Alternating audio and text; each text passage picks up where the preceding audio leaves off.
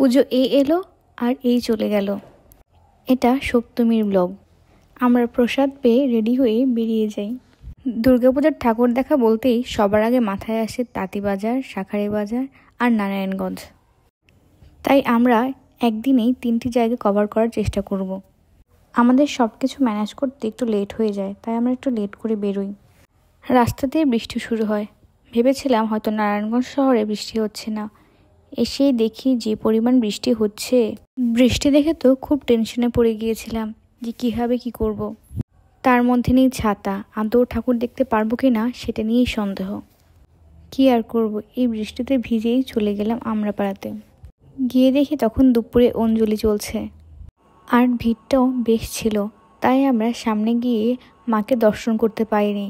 আর এই প্রতিমা মণ্ডপেই আমরা অনেকক্ষণ সময় ব্যয় করি। আমরা 3 ভাই বোন মিলেই নারায়ণগঞ্জ যাই। তখন প্রায় বেলা 2:30 বাজে। এমন ক্ষুধা পেয়েছে, তাই আমরা একটা প্রতিমা দর্শন করে চলে যাই বৃন্দাস কিচেনে। এত ভিড় ছিল, রীতিমতো লাইনে দাঁড়িয়ে থেকে আধা ঘন্টা পরে তারপর টেবিল পাই বসার জন্য। সেখান থেকে আমরা বিরিয়ানির প্রসাদ পাই।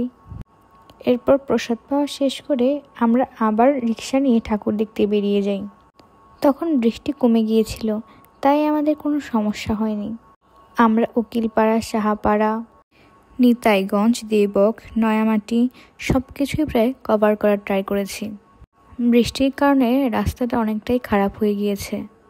আবার কিছু কিছু জায়গাতে তো রিক্সা দিয়েই ঠাকুর দেখা গিয়েছে, মানে রিক্সা থেকে আর নামা যায়নি, কারণ প্রতিমাগুলো একদম রাস্তার সাথে ছিল।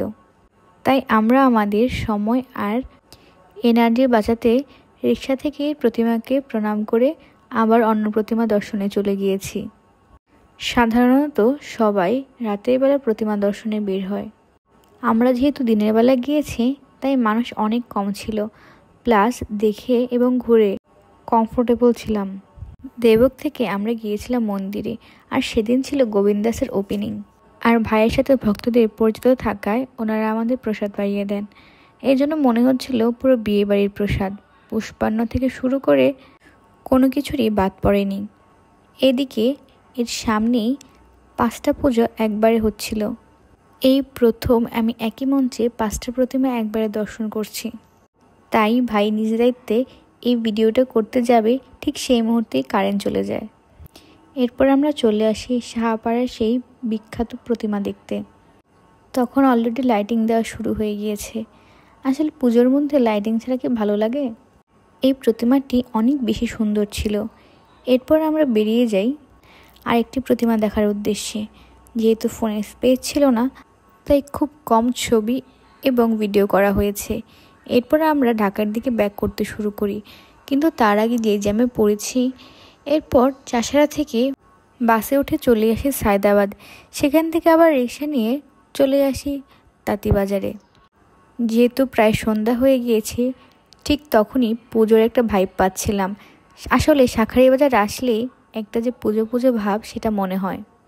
ভিড়, আলো, গান, ঢাকের শব্দ সব মিলিয়ে এক উৎসবমুখর পরিবেশ তৈরি হয়ে গিয়েছিল।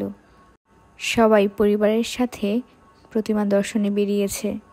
যেহেতু আমাদের আবার বাড়িতে ব্যাক করতে হবে, তাই আমরা তাড়াতাড়ি হেঁটে প্রতিমাগুলো দর্শন করে বেরিয়ে আসতে যাচ্ছিলাম। প্রতিটি প্রতিমাই অনেক বেশি সুন্দর ছিল, আর একটা প্রতিমার চেয়ে আরেকটা প্রতিমা আলাদা ছিল। এই প্রথমবার আমি নারায়ণগঞ্জ এবং শাঁখারী বাজার একসাথে প্রতিমা দেখছি।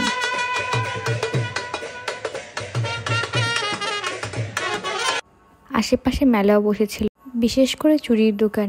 এই প্রতিমাটি আমার অনেক ভালো লেগেছে। এরপর আমরা বাড়িতে ব্যাক করি।